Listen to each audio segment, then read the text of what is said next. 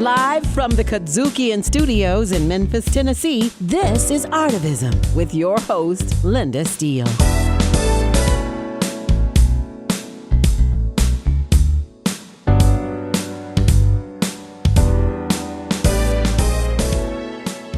You're listening to ARTIVISM, powered by the KUDZUKIAN Network, and I'm your host, Linda Steele. Today's episode, we are talking to the magnificent and innovative Cheryl Scales, who is Chief Executive Officer and President of Cheryl Scales Innovation Group. Hi, Cheryl. Hi, Linda. How are you? I am well. Glad to be with you today. I'm glad that you are here with me today. Listeners, we have a great conversation here today. Cheryl is here. She's going to tell you a little bit about herself, but I want to talk a little bit about design. Design is the creation of a plan or convention for the construction of an object, system, or measurable human interaction. Now, when most people think of design, Cheryl, you tell me what you think, but most people think of graphic design and interior design, but we don't think of it we always think of it as an elitist art form. What about you? When you heard about design before, what came to mind? Creativity, expression.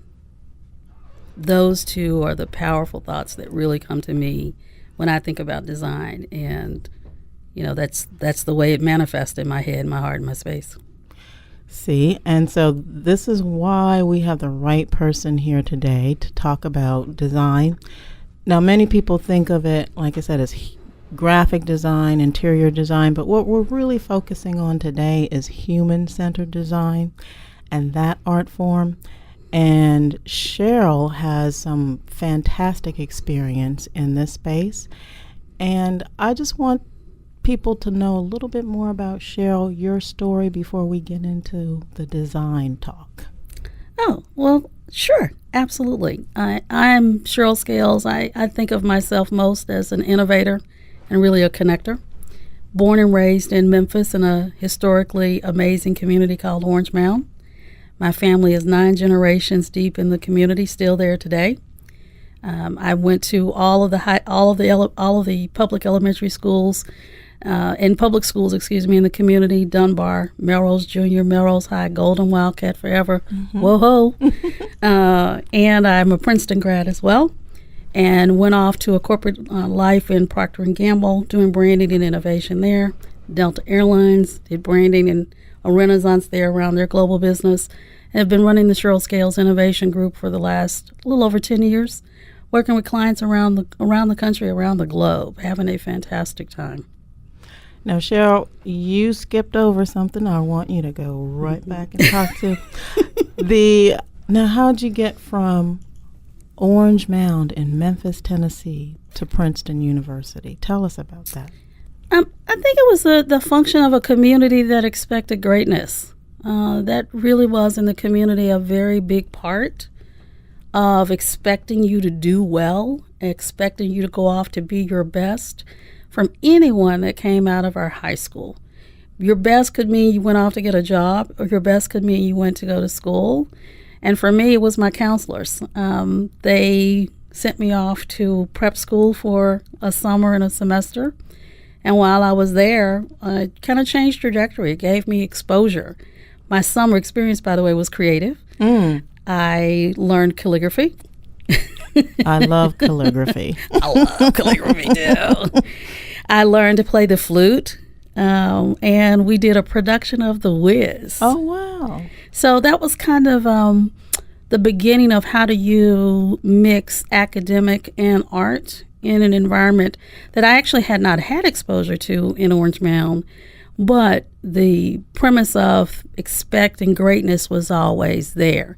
And so when I came out, I had an opportunity to go to many colleges, and I sat on the bed one day and said, where do I want to go? And what happened was, okay, I'm dating myself when I say in those days, but in those days there was no social media, there were no cell phones. And so it was really the relationships with all of the students at Princeton who said, of any place before I get there, I'll have a place of friends when I go home. You're listening to ARTIVISM, powered by the KUDZUKIAN Network, and I'm your host, Linda Steele, and I'm talking to Cheryl Scales of Cheryl Scales Innovation Group. Cheryl's been talking about her experience of moving from Memphis, Tennessee, and Orange Mound to Princeton University. And you talked about your gave us a little hint about corporate work. Where did you work and what type of work did you do? I worked for a little over 15 years with Procter & Gamble, leading their innovation work around the country. I worked every business unit that P&G had. Mm-hmm. And part of my last projects there were probably my most fun because I helped launch the original Febreze that many people use today. Mm-hmm. Me? Hey. I helped launch Swiffer, which many people use today. Me? Yes. And the reason I loved doing that work was because it was breakthrough. We were asked to look at the way consumers actually use products versus introducing them just as a product. And when you go back and you do the work that way, you're looking from the inside out. And that was almost its own version of a corporate art project, right? Mm-hmm. Because we were this group of 3 different projects that prior to the internet being everywhere, we looked at what we call brick and mortar, which is a store. We looked at it from the agency perspective, and then we looked at it from the emerging side of online. How would a consumer experience these products inside out? And when you do that, you get to blow it up. You get to really do work that had never been done before. And that work added almost an extra $1 billion to the original launch. Fantastic. And for you listeners, you know that what Cheryl's talking about is user experience and all of these elements of design thinking, which designers use every single day. And it's this kind of opportunity you have when you listen to ARTIVISM. You get to hear people like Cheryl who have been design thinking years before it became popular and in the corporate world. But we're going to talk in a minute about how she took that from the corporate world and applied it to people who are living in everyday communities and helping them to reimagine their environments. But first, I want to hear about your other corporate experience. Oh, my life at Delta Airlines was unbelievable. That's another version of user experience for sure.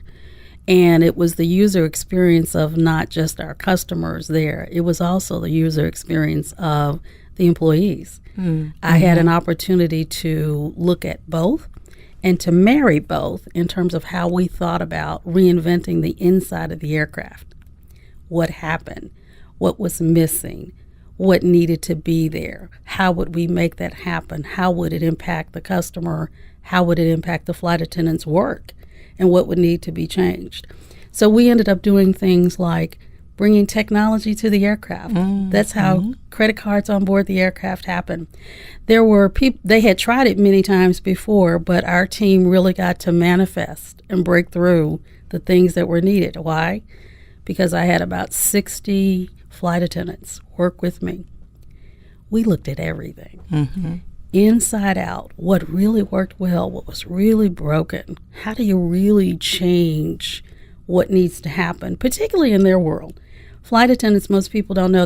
And by the way, the Delta flight attendants, I love them. Some of the most professional, amazing, extraordinarily creative people you ever want to meet on the planet, by the way. And what they did was really looked at their world differently in working with me in this project. And in doing that, we did things that have left a mark. I've been gone about 12 years. They are just now changing over the uniforms, which we did. Credit cards are on board all the time. Food for sale is on board. And by the way, this magical touch, when you go on board a Delta flight, there's a flight attendant and a pilot at the front door saying, "Welcome aboard." Soft touch, when you think about it like that, that's where you get to connect the dots between that kind of corporate life that I had and what you and I talk about, which is human-centered. How do you touch with what you do? And they get to do that every day. And I got a chance to be a part of that. Wow.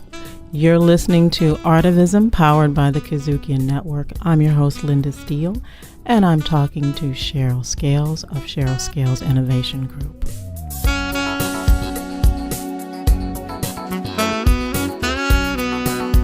ARTIVISM on the KUDZUKIAN Network. Let's get connected. Neighborhood Connect. I am the Soulsville, USA site director through Community Lift, and I focus on the neighborhood association. I'll let you say it because I would have messed that up. Neighborhood Connect. 1% of the capital improvement budget every year is allocated specifically to the development of public art. Neighborhood Connect. Neighborhood Connect. Here at KUDZUKIAN. Hi, I'm Cheryl Scales of Cheryl Scales Innovation Group, and you're listening to ARTIVISM on the KUDZUKIAN Network.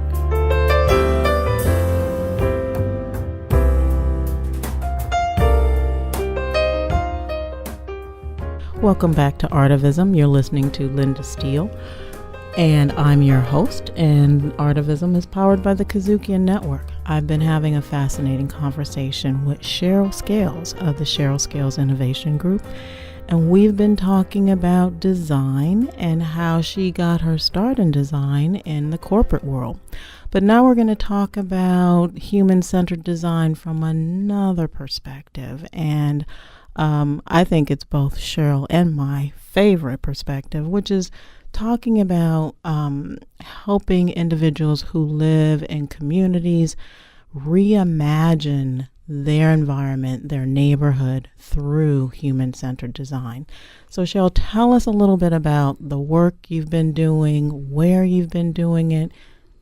Just help our listeners understand a little bit more about this community-engaged design work. It's been exciting, Linda. This particular part of our collaboration has really been about having community conversations across the spectrum. We've spoken with about 327 folks across the community. Amazing. Yes, and we have had an opportunity to ask them to think about how do they think about this community where they live today, what they love about it, what's missing about it, and how would they reimagine it if they were given a blank canvas, and then we gave them the canvas. And how we gave them the canvas was we literally gave them an opportunity to create group vision boards. So in every session where we had the conversation, we literally framed what you and I believe, which is you have an opportunity to think about living an abundant and amazing life through what you see, touch, and experience. It's almost like design in the making, right? Through what you live every day. And so in doing so, in every session, we gave them an opportunity to take photos and create vision boards for what they thought was missing, and then do another vision board for saying what they thought should absolutely be there. We also gave them, in addition to the pictures that we had common across any group, we gave them some blank pages and said, if we've missed something, put that on the page as well. And it's interesting because in that process, you give people an opportunity to make choices. They could not put every single picture on the vision board. Exactly. So in that process, they had to talk with each other. They had to discuss what was common about what they loved, but then when they had a disagreement, why? They had to navigate, negotiate, and really dialogue, well, why does this make sense? Why wouldn't it? And in that visioning process, Linda, we literally looked at housing. We looked at how you yourself would like to experience the community every day. We looked at how you would like your family to experience the community, like what experiences you want them to have. Everything from sports came up to spiritual to art, things that they wanted to see, what they wanted to be able to do creatively. We gave them an opportunity with a canvas to create what do they want. Tell our listeners a little bit about the community where you're doing the work. Orange Mound is a historic African-American community in this country. As a matter of fact, it was the first African-American community where African-Americans built and could own their own home. Wow. And it's over 125 years old, yes? It is getting close to that 130 mark. Wow. Wow, it's got some wisdom on it, boo. But yeah, it's almost 130 years old. And what is amazing about that is that that's where you could see the ability of people to really work, the ability of people to really collaborate.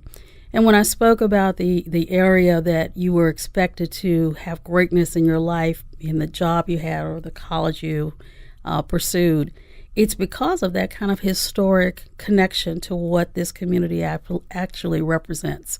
It's actually one of the few communities, one of only two in the city of Memphis area, that is a Preserve America community. Yes. And that's a presidential designation typically done by the First Lady Yes. of a presidency. And ours, we are very excited to note, was done by First Lady Michelle Obama. Woohoo, who is actually a very dear friend of mine from Princeton, and I'm very excited about that. I'm not sure that the First Lady actually knew that Orange Mound was my birth home when she made the designation, so I take no credit for that.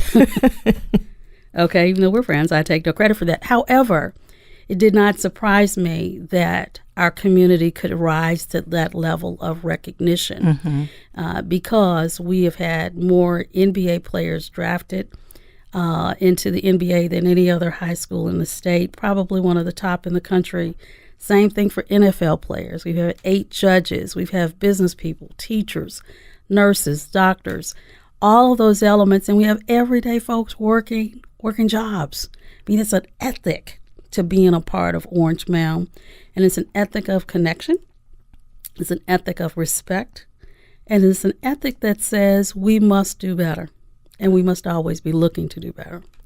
You're listening to ARTIVISM, powered by the KUDZUKIAN Network. I'm Linda Steele, and I'm talking to the innovative and empowering Cheryl Scales. And we're talking about her experience with community-engaged design in the community of Orange Mound. What I'd like to know now, and I'm sure our listeners are interested in this, is tell us a little bit about the challenges of Orange Mound today. Yeah, absolutely. As we stand on the shoulders of greatness from our past, we also live in a reality where it is not as bright as it has always been. Over the course of the last 3 decades, the advent of the drug and crack epidemic, really did impact this community greatly. It did. And as a result of that, you saw flight of middle-class African-American folks leaving the community. And that certainly has left a hole in terms of what I stood on and others like myself stood on and saw. We didn't necessarily know, Linda, that we were living extraordinary Black history. You know why? Because we just lived it every day. We looked to the right and we saw this, or we looked to the left and we saw a doctor, or we saw, somebody working, or we saw creativity of art. We saw people making clothes, cooking food. I mean, even food is art, right? Sure. We saw people doing all of those kinds of things every day. But today, that doesn't exist as strongly as it did in the past. And part of what I loved about the project that we are collaborating on is the opportunity for people today, across those over 300 people that I spoke with as a part of the project. It's a part of an opportunity for them to reimagine what it can be. And that reimagining went across all age groups. So, for example, we did a session with the elementary students from Dunbar Elementary School. Yes. Love Dunbar. Right, Love Dunbar had an opportunity to be a part of the community and helping to save it and help to keep it open. But what you saw was those children had enough sensibility that their community had been under siege, that their school had been under siege, and yet it had a second chance. And so when you look at the imagery that they created in their vision boards, it warms your heart. It opens you up differently because you look at it and you then see children can reimagine their space. And 70% of them who participated wanted to live here. Wow. And listeners, this is what's so great about ARTIVISM.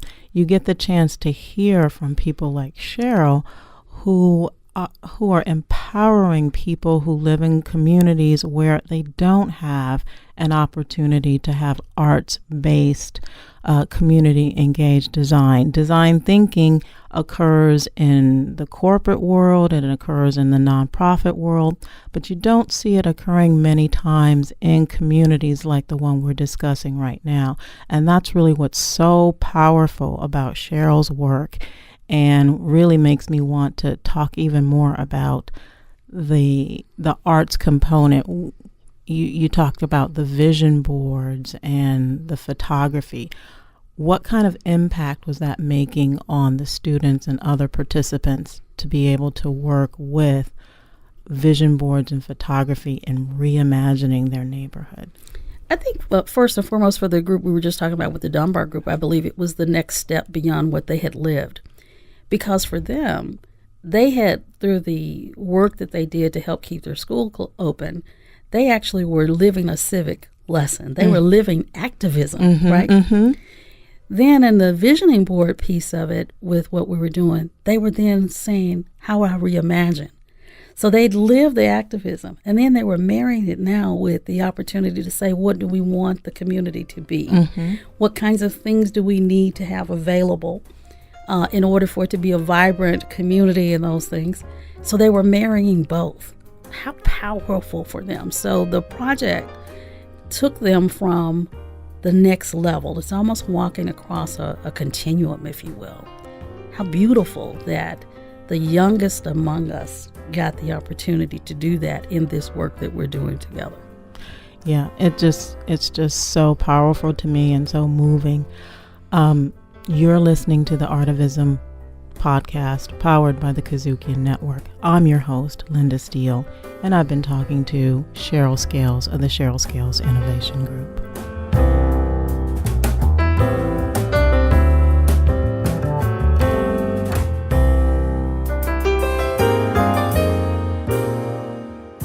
Artivism on the KUDZUKIAN Network. KUDZUKIAN. You're listening to Artivism. Artivism features conversations with artists, creatives, and citizens working at the intersection of art and social activism. And I'm Linda Steele, your host. I'm a grant maker, change maker, social venture capitalist, and I invest in individuals and projects that use the arts as a vehicle for social change.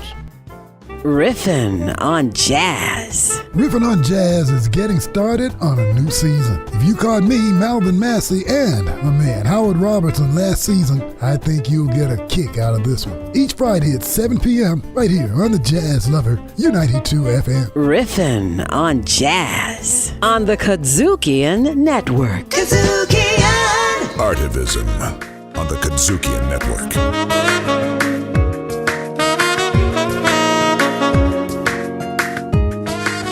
Welcome back to Artivism, and I'm your host, Linda Steele. And the Artivism podcast is powered by the KUDZUKIAN Network, and I'm here talking to Cheryl Scales of Cheryl Scales Innovation Group. And we've been having a fascinating conversation about her work in design thinking and human-centered design and community-engaged design, beginning in the corporate world and then moving more into the community world. And I just want to talk a little bit more about this work in community-engaged design that you've been doing, Cheryl. We've been talking about the children and Dunbar and how powerful and impactful that work was to the children. Now, I know you've been working with people on the other side of the age spectrum in terms of demographics. Tell me some similarities with the two groups and maybe differences in terms of the impact of the work on another demographic in the community.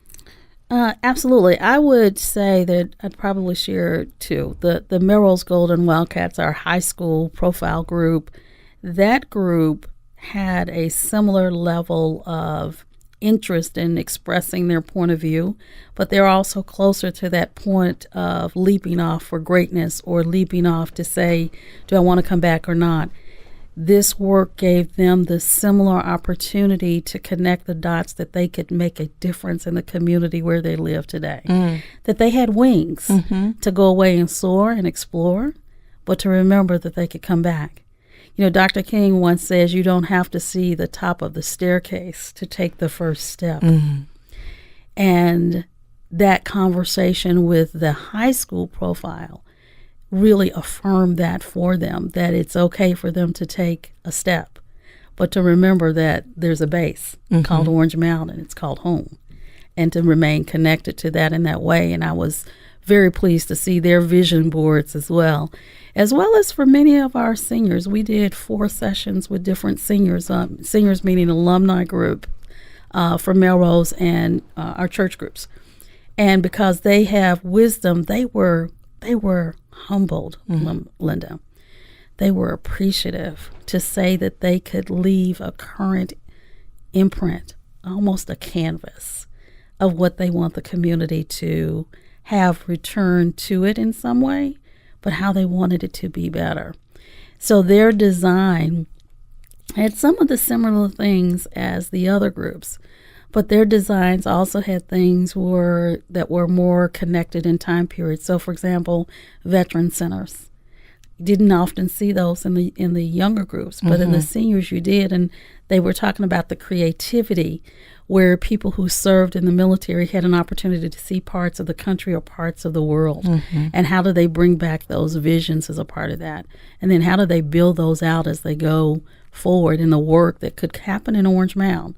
Some of it that many of them hoped to see themselves, but if they didn't see it, they really wanted us to have in our work their point of view that says this is an amazing and extraordinary community of the past, even with its flaws of the present, but certainly for the future. The greatness was absolutely a part of touching it when they got a chance to put their creativity on it, when they talked about the activism that was required, and that creativity and activism is artivism. Exactly. Right? Exactly. And this is, again, listeners, this is the type of people you're going to get a chance to hear from on Artivism. People like Cheryl, who are at the intersection of art and culture, human-centered design, and social activism. In many cases, we would call Cheryl a community-engaged designer, a social impact designer, as well as a social activist designer. Kudos to you, Cheryl Scales. Thank you, Linda. Thank you for the opportunity. Oh, absolutely. Thank you. And you've been listening to Artivism, powered by the KUDZUKIAN Network. I'm your host, Linda Steele, with the amazing, innovative Cheryl Scales.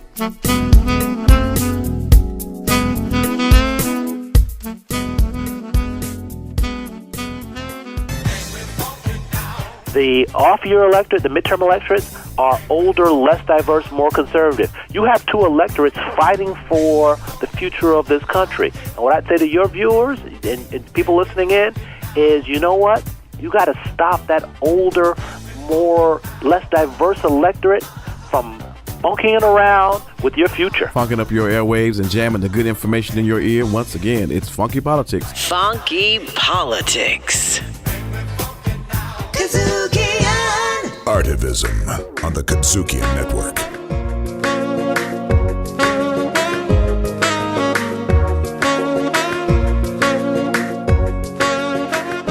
Welcome back to Artivism, powered by the KUDZUKIAN Network. I'm your host, Linda Steele, and I've been talking to innovator, community-engaged designer, social impact designer, Cheryl Scales of the Cheryl Scales Innovation Group. Cheryl, we've been having this fascinating conversation of your journey from corporate world to the community, social impact design world. And now that we're coming to a close, I just want to make sure that our listeners know how to reach you. What's next for Cheryl Scales? What are you up to? Hey, Linda, what a fun conversation we've had. I love this. I love Artivism, and trust that your listeners will embrace all that can bring to their lives and the lives of their communities, because it's what I've lived growing up in Orange Mound. My corporate life, you always had a hustle. You always had a side hustle, too. By the way, my parents, the amazing Jimmy Scales Jr. and Miss Bobby Scales, always had jobs and always, and always had, side opportunities that they worked on as well. And so For me, as an innovator and a connector in my business, what's next for me is simply doing that with other entrepreneurs. As people move from transition from corporate to entrepreneurship, or if you've been an entrepreneur and you've hit a bump, our group, we do consulting around helping people be able to take their entrepreneurship to the next level. Because that's the nature and the spirit of this entire country, but it's certainly the spirit of this community called Orange Mound that I love. It's a community of where I also spend time in Atlanta as well. That's the spirit of, what we do and what we're about. So we work on entrepreneur coaching, entrepreneur programs, making sure people are on top of their game in order to succeed for themselves, their family, and their impact and their legacy. So you can reach me at CherylScales.com, CherylScales. I always like to say fabulous and magnificent because that's what life ought to be like every day. Exactly. I'm expressing that for all of your listeners, if you will. And so that's what we're up to. And I want to thank you for all you do with your ARTIVISM vision and philosophy in this community. And you've made a huge difference. And on behalf of us, we can't thank you enough for that. Well, I thank you. And I know so Cheryl's on Facebook. Yes. She's on Twitter. Yes. She's on Instagram. So you can. And LinkedIn. So look for Cheryl. And it's been an absolute pleasure learning more about social impact design and community engaged design. Once again, you've been listening to ARTIVISM, powered by the KUDZUKIAN Network. I'm your host, Linda Steele, and I've been talking to the innovative, fabulous, magnificent Cheryl Scales. Thank you. Thank you.